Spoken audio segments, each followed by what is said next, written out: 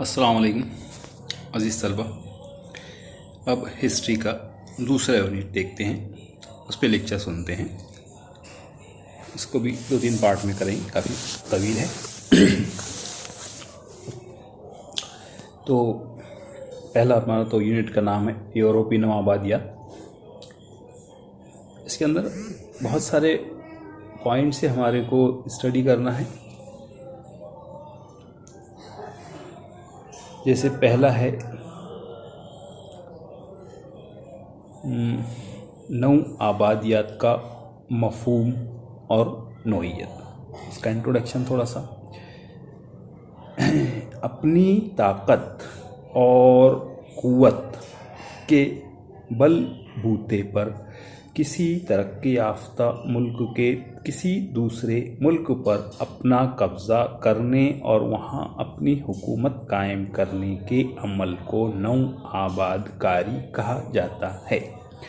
نو آباد کاری سامراج کی ایک قسم ہے.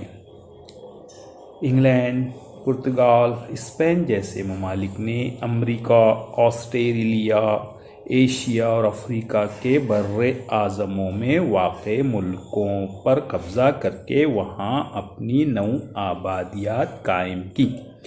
ہمارا ملک بھارت انگلینڈ کی نو آبادی تھا.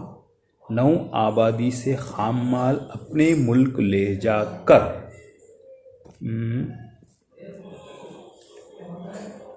تیار شدہ مال کو دوبارہ اپنی نو آبادی میں لا کر بیچنے کے لیے اس نو آبادی کا استعمال اپنے مال کو بیچنے کے لیے بازار کے طور پر کرنا ہی نو آبادی کی بنیادی علامت ہوتی ہے. نو آبادیاتی نظام محض سیاسی اور معاشی غلامی ہی کو رواج نہیں دیتا بلکہ اس کے ساتھ ساتھ ذہنی غلامی کو بھی فروغ دیتا ہے. نو آباد کار ملکوں میں نسلی برتری کی ذہنیت اور اسی نوعیت کے طرز عمل کی وجہ سے نو آبادی کے باشندوں کے دلوں میں احساس کمتری پیدا ہو گیا. انہیں اپنی ثقافت اور تاریخ سے عار محسوس ہونے لگی. ان میں خود اعتمادی کا فقدان ہو گیا. انگلینڈ نے 1 صدی کے عرصے میں اپنے سامراج کو اتنا وسیع کر لیا تھا کہ اس کے بارے میں یہاں تک کہا جانے لگا کہ برطانیہ کی حکومت میں کبھی سورج غروب نہیں ہوتا. انگلینڈ کا سامراج ایشیا، امریکہ، افریقہ اور آسٹریلیا ان 4 بر اعظموں تک پھیل چکا تھا. 15ویں صدی عیسوی میں یورپ میں تجارتی انقلاب واقع ہوا. یورپی ملاحوں نے نئے سمندری راستوں کی کھوج کی، جس کے بعد تجارت کے روایتی طریقوں میں بڑی تبدیلیاں متعارف ہوئیں. یورپ کے ان تاجروں نے دنیا بھر میں اپنے پیر جمانے شروع کر دیے.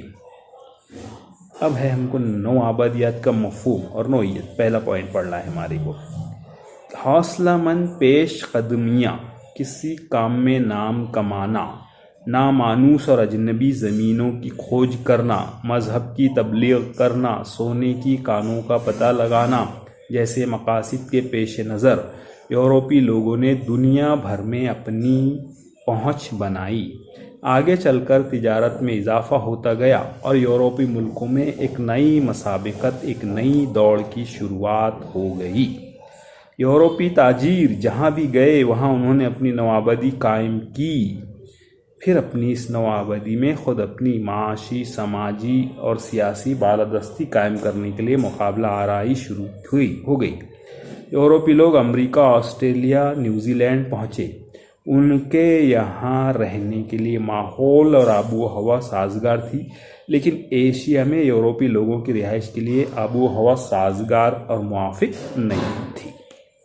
بہرحال آب و ہوا سازگار ہو یا نہ ہو، یورپی لوگوں نے مقامی لوگوں کو پیچھے دھکیل دیا. اپنی نو آبادیات کے مقامی باشندوں کا ذہنی استحصال کرنے میں انگریز، ڈچ، پرتگیز اور فرانسیسیوں نے پیش قدمی کی. 19ویں صدی کے نصف اول میں صنعتی انقلاب کی وجہ سے انگلینڈ کی تجارتی سرگرمیاں نہایت عروج پر تھی. اپنی بحری قوت کے بلبوتے پر انگلینڈ نے بر اعظم ایشیا اور افریقہ کے ملکوں پر اپنا قبضہ جما لیا۔ تجارت کی وجہ سے اضافی منافع کی سرمایہ کاری کے لیے نوآبادی اور نوآبادی کے ساتھ تجارت، اس تجارت سے منافع، یہ ایک سلسلہ، ایک زنجیر تھی۔ انگلینڈ کی طرح ہی بیلجیم، اٹلی اور جرمنی میں اپنی نوآبادیت قائم کرنے میں پیش تھے۔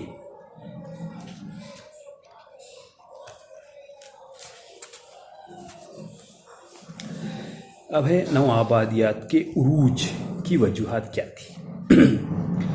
صنعتی انقلاب سب سے پہلی وجہ۔ صنعتی انقلاب کی وجہ سے نوآبادیات قائم کرنے کا رجحان چل پڑا۔ نئی ایجاد کردہ مشینوں کی وجہ سے اشیاء کی پیداوار میں زبردست اضافہ ہو گیا۔ ملکی بازاروں میں ان تمام اشیاء کی کھپت ممکن نہیں تھی۔ اضافی پیداوار کی کھپت کے لیے نئے بازار تلاش کرنا نہایت ضروری ہو گیا تھا۔ اس مقصد کے تحت اپنی ملکیت کے بازار اور ان بازاروں پر اپنا تسلط بھی ان ملکوں کی ضرورت بن گیا تھا۔ کچے اور خام مال کی ضرورت۔ تجارتی مقابلہ آرائی میں ہر ملک کے لیے دیگر ملکوں کے مقابلے میں خود اپنے مال کی پیداواری لاگت کم رکھنا نہایت ضروری تھا۔ اپنی بالادستی قائم کرنا اور اپنے ملکوں کی پیداواری لاگت کم رکھنے کے لیے کچے مال کو نہایت کم قیمت پر خریدنا ضروری تھا۔ اس مقصد کی خاطر یورپی ملکوں کے لیے اپنی نوآبادیات پر بلا شرکت غیرے اپنی پکڑ بنائے رکھنا ضروری تھا۔ اگلا پوائنٹ ہے اضافی منافع کی سرمایہ کاری۔ صنعتی انقلاب کے بعد یورپ کا سرمایہ دار طبقہ مزید مالدار ہوتا گیا۔ اضافی دولت کی سرمایہ کاری کے لیے اس طبقے نے محفوظ بازاروں کی کھوج کرنا شروع کر دی۔ اس مقصد کے تحت معاشی طور پر غیر ترقی یافتہ نوآبادیات میں موجود بازار زیادہ محفوظ تھے۔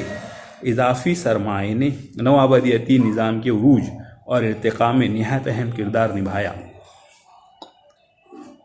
معدنی ذخائر، اس کے بعد کا پوائنٹ ہے بر اعظم ایشیا، افریقہ کے ملکوں میں بڑے پیمانے پر سونے، ہیرے، چاندی اور کوئلے کے قدرتی ذخائر موجود تھے۔ یہ وجہ تھی کہ یورپی تاجر ان ملکوں کی جانب متوجہ ہوئے۔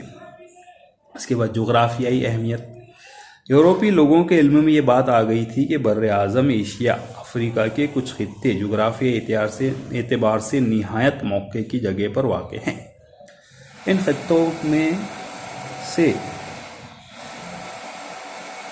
خطوں میں سے مالٹا، جبرالٹر، عدن، سنگاپور، انڈمان نکوبار جیسے خطے انگلینڈ نے خود اپنے زیر تسلط کر لیے تھے۔ اس کے بعد کی مزدوروں کی افراط۔ یورپی تاجروں کو بڑے پیمانے پر کم اجرت پر حاصل ہونے والے مزدوروں کی ضرورت تھی۔ ان کی ضرورت نوآبادیات نے پوری کی۔ یہیں سے غلاموں کی تجارت کی راہ ہموار ہوئی۔ اس کے بعد نسلی برتری کا تصور۔ یورپی نوآباد کاروں نے اس طرح کی طرز فکر اختیار کی جس سے یہ تاثر قائم ہوا کہ بر اعظم ایشیا، افریقہ کے باشندوں کو مہذب و متمدن بنانے کو وہ اپنی ذمہ داری سمجھتے ہیں۔ اس طرز فکر کے تحت عیسائی مذہب کی تبلیغ کی راہ ہموار ہوئی۔ اس وجہ سے بھی نوآبادیاتی نظام کو فروغ حاصل ہوا۔ اب نوآبادیت کے اثرات۔ بر اعظم ایشیا، افریقہ کے باشندوں کا معاشی استحصال کیا گیا۔ نوآبادیت کے باشندوں کو اپنی آزادی اور خود مختاری سے ہاتھ دھونے پڑے۔ اس معاشی استحصال کی وجہ سے مقامی لوگوں کے افلاس میں زبردست اضافہ ہو گیا۔ نوآبادیاتی نظام کے منفی اثرات کے ساتھ ساتھ کچھ مثبت اثرات مرتب ہوئے۔ نوآبادیات میں سیاسی، سماجی، معاشی اور تعلیمی بیداری پیدا ہوئی۔ یہاں کے باشندے جمہوری نظام اور اس نظام کے اجزاء میں آزادی، بھائی چارہ، یکجہتی جیسی جدید اقدار سے متعارف ہوئے۔ قانون کی حکمرانی، نظم، عدل و انصاف اور تعلیم سب کے لیے جیسے نظریات سامنے آئے۔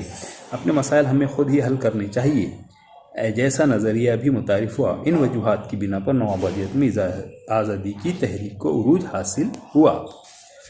اب ہے ہمارے ہاں کون سی یورپی نوآبادیت کہاں آباد ہوئی، یہ اگلے ویڈیو میں ہم پڑھیں۔ تب تک کے لیے اللہ حافظ۔